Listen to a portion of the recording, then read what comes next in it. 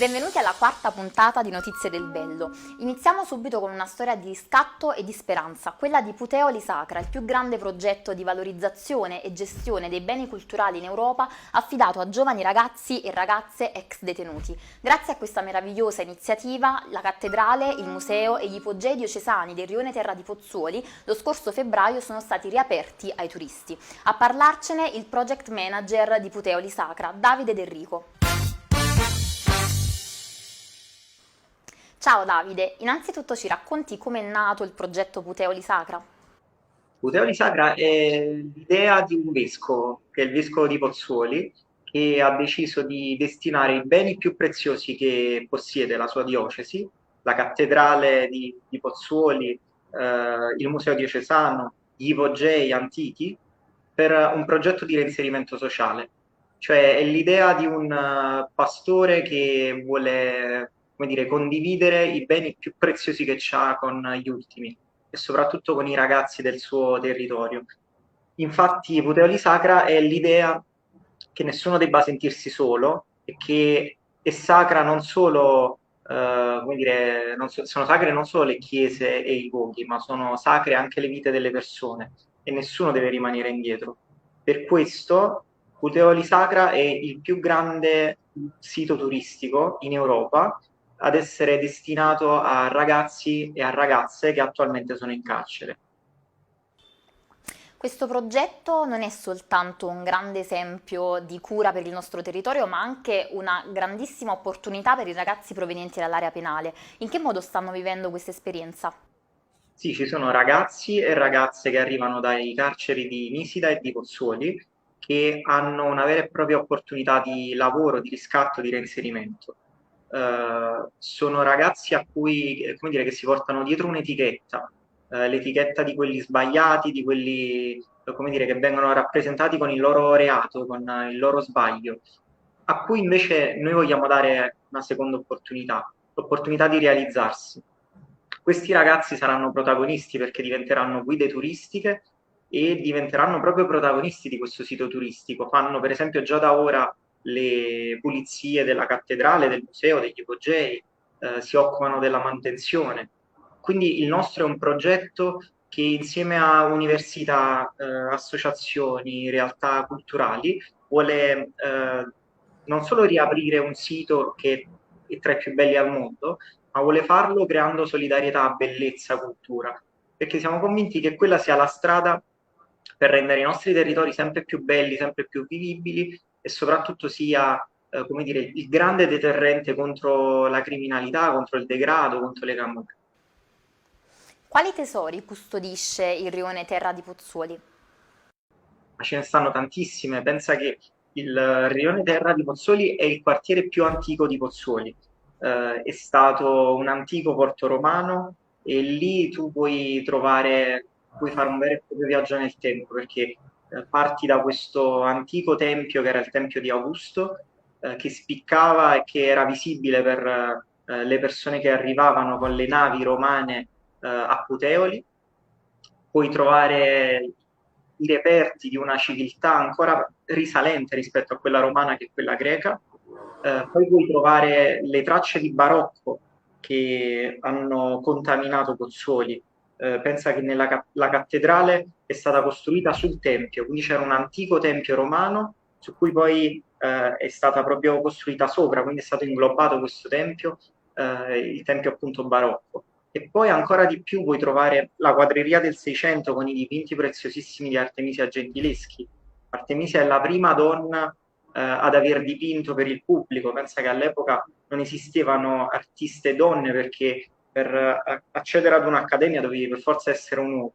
E lei è non solo simbolo di femminismo e di riscatto, tutti conoscono per esempio il fatto che lei è stata la prima ad aver affrontato e vinto un processo per stupro, ma lei è un simbolo proprio di ribellione allo status quo.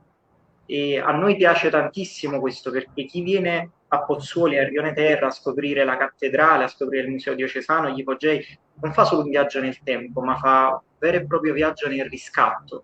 Non solo perché sono i ragazzi che arrivano dal carcere a raccontare questo progetto, questo riscatto, ma perché tutti i simboli lì parlano di un'opportunità nuova. E quindi, come dire, il messaggio che vogliamo lanciare da Pozzuoli è esattamente questo, che c'è sempre una seconda opportunità, che ci si può rialzare e che la bellezza e la cultura sono molto più forti della criminalità e del degrado. Complimenti per questa iniziativa e grazie per il tuo intervento.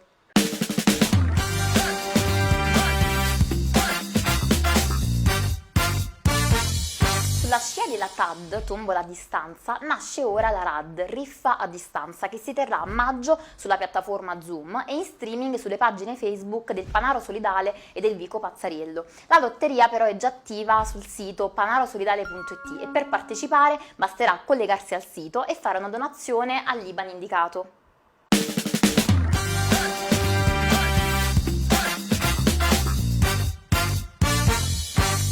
Passiamo ora ai libri. È in uscita NCO, Le radici del male, il nuovo libro del magistrato e scrittore Catello Maresca, con prefazione del giornalista Leandro Del Gaudio. Si tratta di una fedele ricostruzione narrativa del fenomeno camorristico dagli anni 70 ai giorni nostri. Benvenuto, dottor Maresca. Ci racconta innanzitutto come nasce l'idea di scrivere un romanzo verità? Ma guarda, mi sono cimentato in tanti racconti, in tanti libri, nel tentativo poi di soprattutto arrivare ai giovani, ai ragazzi, nel rappresentare loro concretamente quali fossero i rischi, i pericoli delle organizzazioni mafiose. E passare oggi alla idea di elaborare un qualcosa di diverso, di magari anche più appassionante, che fosse una sorta di romanzo che parta sempre da quella che è la realtà dei fatti, da alcuni avvenimenti realmente accaduti, per sviluppare una storia, per sviluppare un racconto che dura 40 anni, che poi è il racconto dell'aggressione alla criminalità organizzata. È una cosa che mi appassionava, che mi appassiona, e quindi ho cercato di farlo attraverso NCO, Le radici del male. Perché proprio questo titolo, NCO, Le radici del male?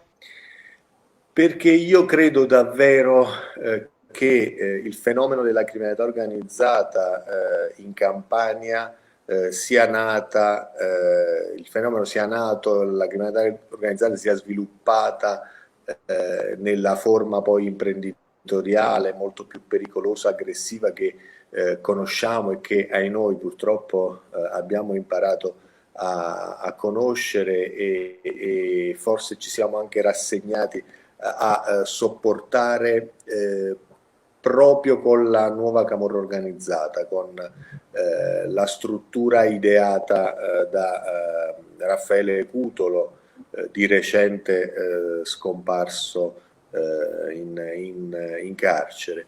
E da qui partiamo, da questo racconto che cerca di svilupparsi poi attorno ad alcuni episodi chiave, dal sequestro Cirillo.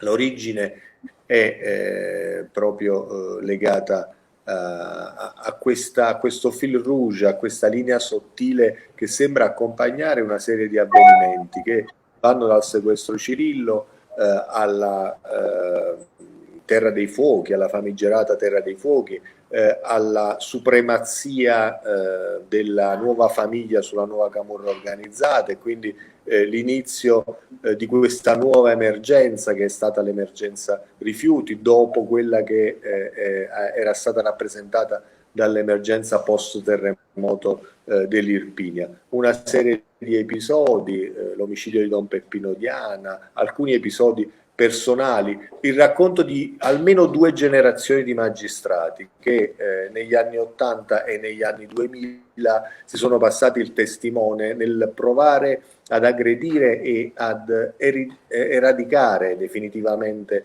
la piaga della criminalità organizzata nella nostra regione. Grazie dottore e complimenti per il suo lavoro. Grazie a voi.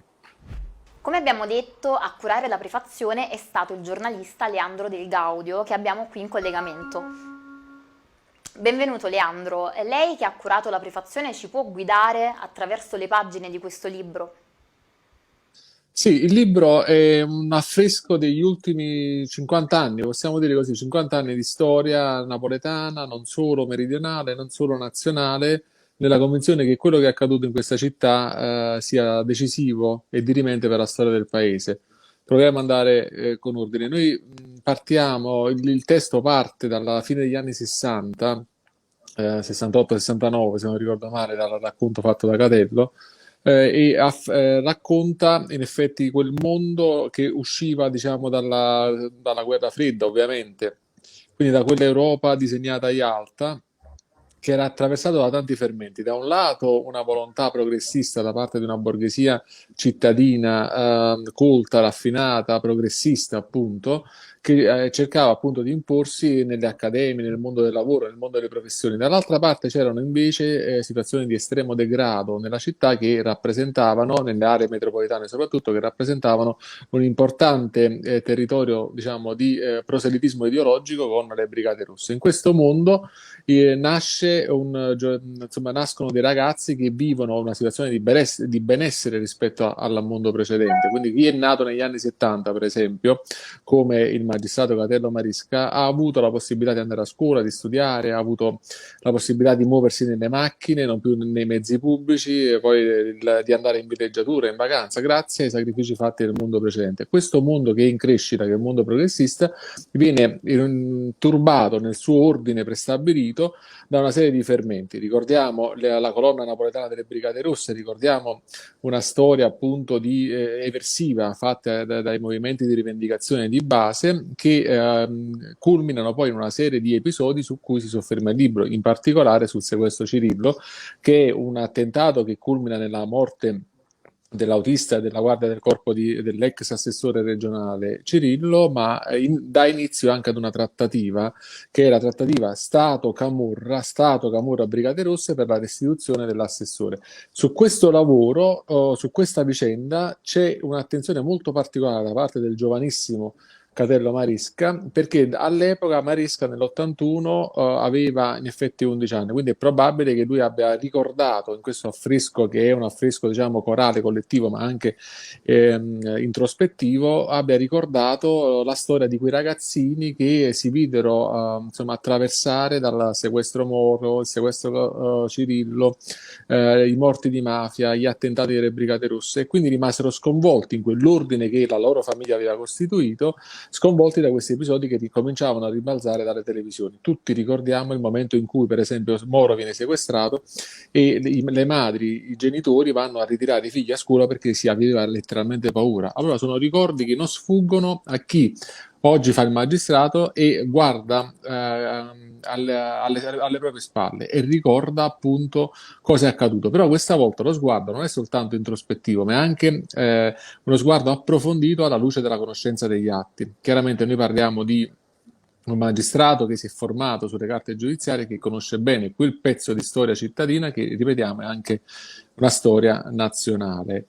Da qui prende le mosse NCO, la radice del male. NCO, di che stiamo parlando? Il radicamento di un sistema criminale camorristico che è ancora attuale, probabilmente, se non sbaglio, proprio nella cultura di tante persone, che allinea nel nostro territorio proprio in relazione a quella situazione di degrado e di povertà che esisteva all'interno delle carceri, quelle carceri sempre più abbandonate, sempre più di scarica sociale, in cui un giovanissimo Raffaele Cutero crea i propri proseliti al punto tale da diventare l'interfaccia dello Stato in quella trattativa con le Brigate Rosse da un lato e con pezzi di Democrazia Cristiana, il partito di governo ai tempi, appunto nel 1981. Grazie per il suo intervento, Leandro.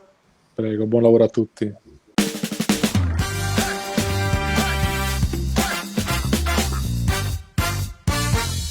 Per oggi il nostro TG finisce qui, ma anche in questa puntata non c'è fine al bello ed infatti vi lasciamo con un altro tesoro napoletano. A lunedì prossimo!